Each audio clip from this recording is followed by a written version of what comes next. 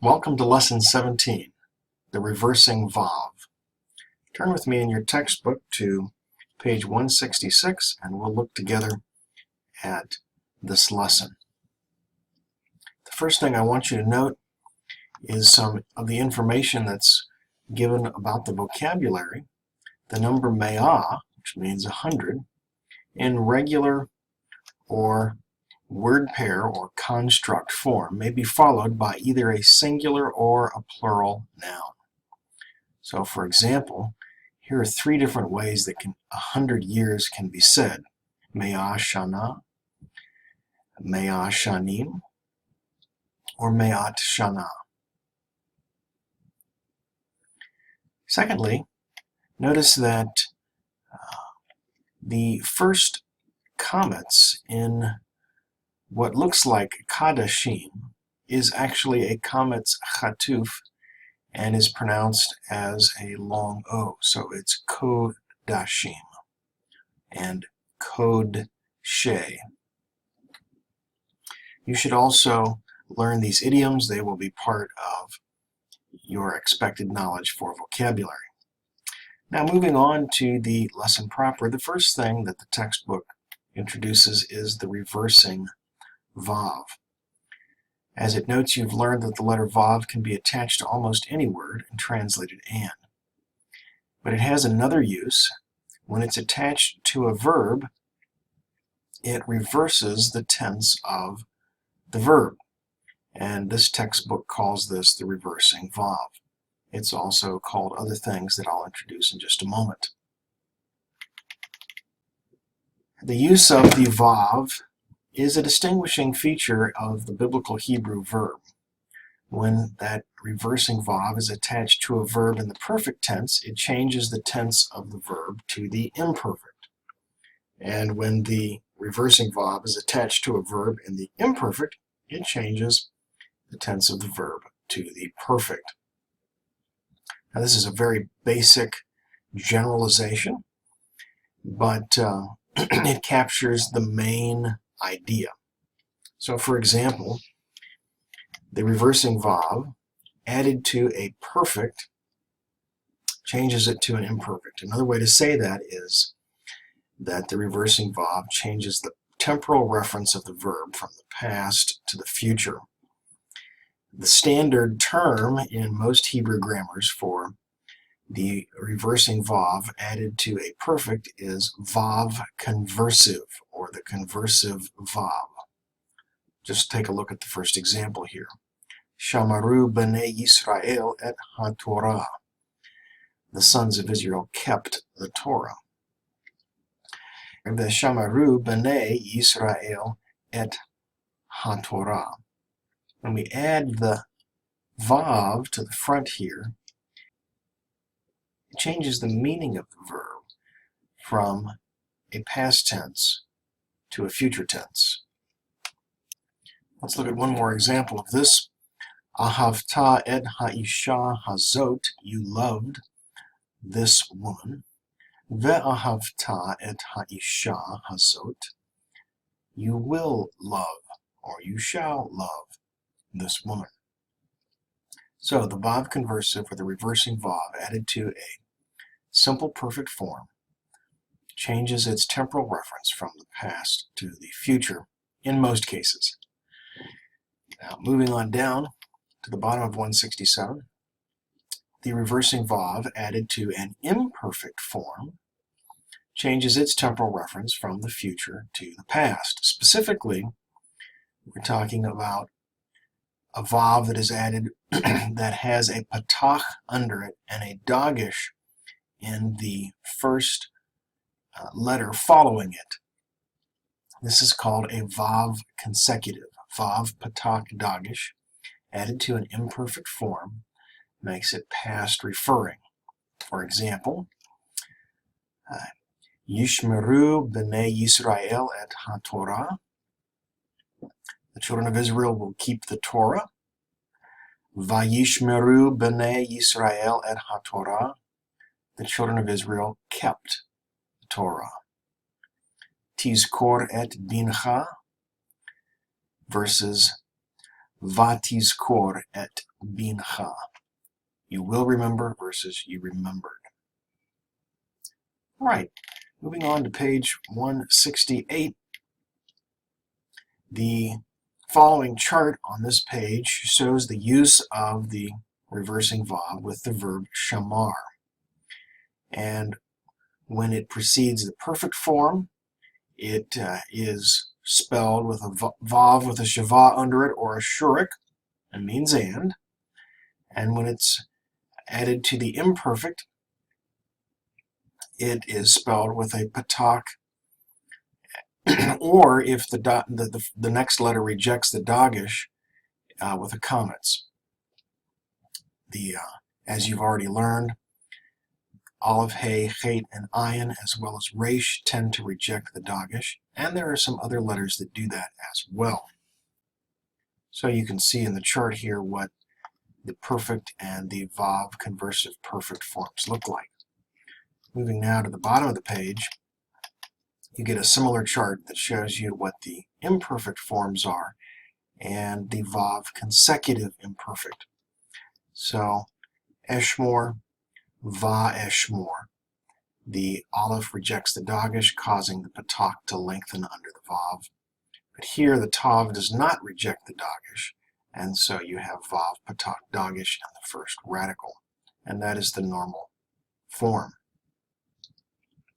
On the top of page 169, the textbook notes that some verbs lose their final letter, specifically verbs whose third radical is a hey. They're called third hey verbs or final hey verbs.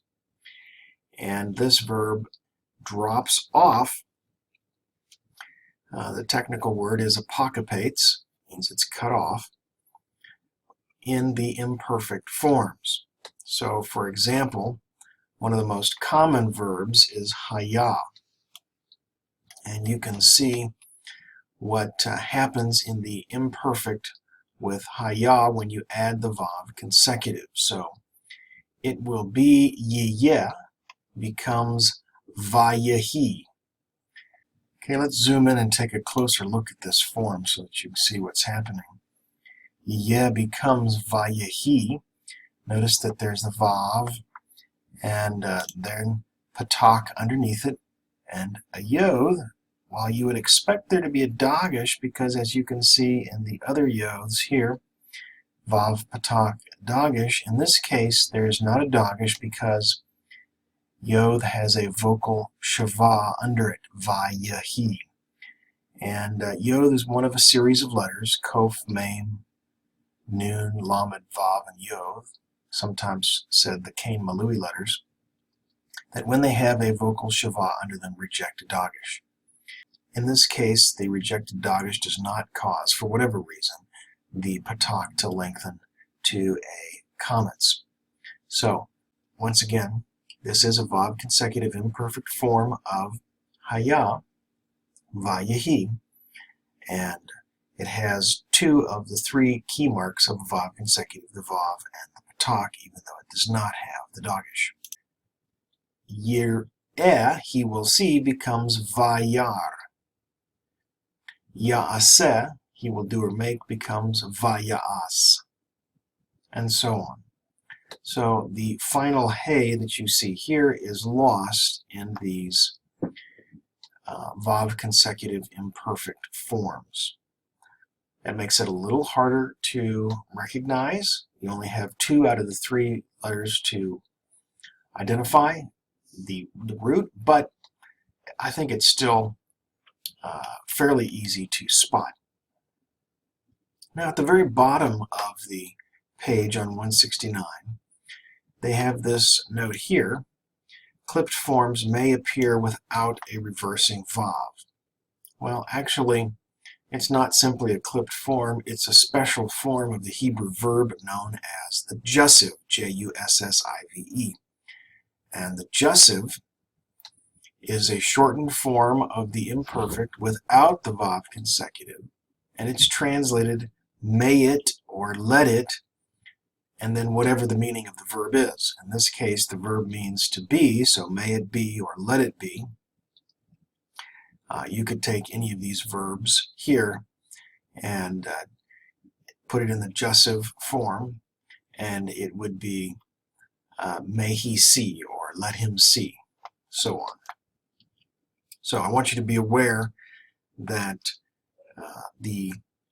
if you have the loss of the final hey in an imperfect form without the addition of vav patak dagesh at the beginning, you're looking at a jussive, which is a volitional form, translated let it or may it, and then whatever the verb means.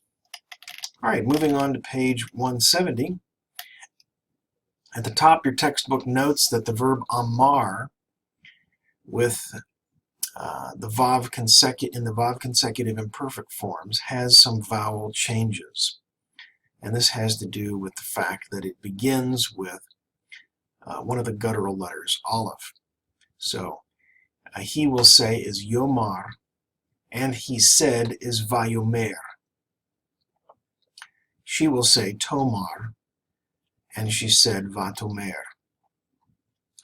So they just want you to be aware of the change between the patach and the sagol in this verb.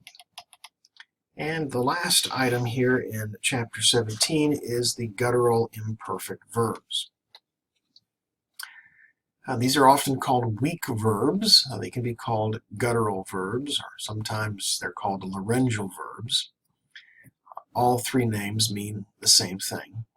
And that is when you have the guttural letters, aleph, hey, chet, or ayin, as one of the three letters in a verb's root, that impacts the spelling of the verb.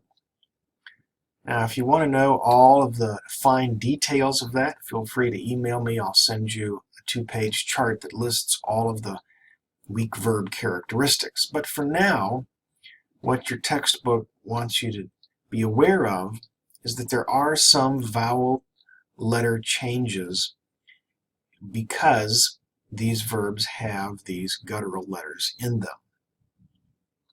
So, just for example, take the third person singular forms here.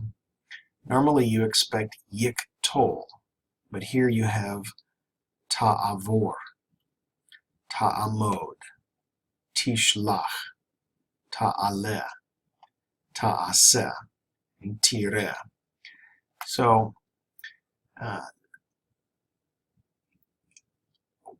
you say, well, how can I know then what kind of a verb this is? Well, the first thing that's a constant is the imperfect preformatives have not changed. Aleph, tav, yod, and so on down through. There's no change there. And the endings, if there are any endings to be added in the imperfect, don't change either. It's just internal vowel changes. So what I encourage you to do is read over these, try to familiarize yourself with them, and as you work through the exercises for this chapter, if you see that one of the three letters of the root of a Hebrew verb is one of your weak letters, aleph, he, chet, ayin, and resh, then if you're struggling to recognize it, just come back and refresh your mind as you look at this chart.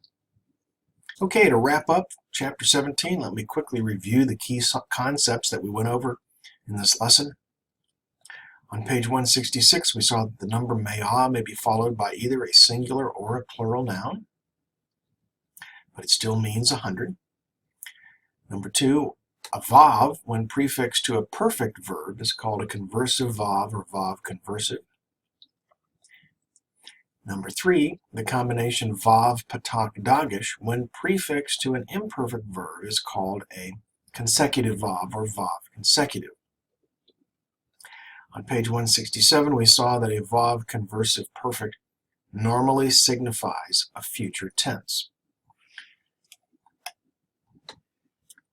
On the same page, we also saw that a vav consecutive imperfect signifies a past tense. In narrative, this isn't true. In poetry, poetry is different. Number 6, third hay or final hay verbs, that is verbs whose last letter is a hay, lose that letter when they become a vav consecutive imperfect.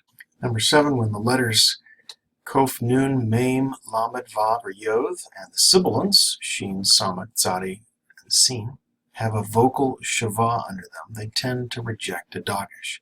And we saw this with the vav consecutive form of haya, vayahi. Number 8, yahi is adjussive. That is, it's a shortened form of haya in the imperfect, and that is shortened, though it does not have the vav consecutive added to the front of it. Adjussive verb form expresses some type of mild command or strong wish and is usually translated with let it or may it. And just a couple extra notes here at the very end. On page 397, you have some notes from chapter 17. The vav conversive is called conversive because it supposedly converts the perfect from a past tense to a future tense. And the vav consecutive is called consecutive because the vav can represent consecutive or sequential action. This, and then this, and then this. This explanation probably isn't correct, but it has been the standard explanation for many years, and you'll find it in the textbook. All right, that's it for chapter 17.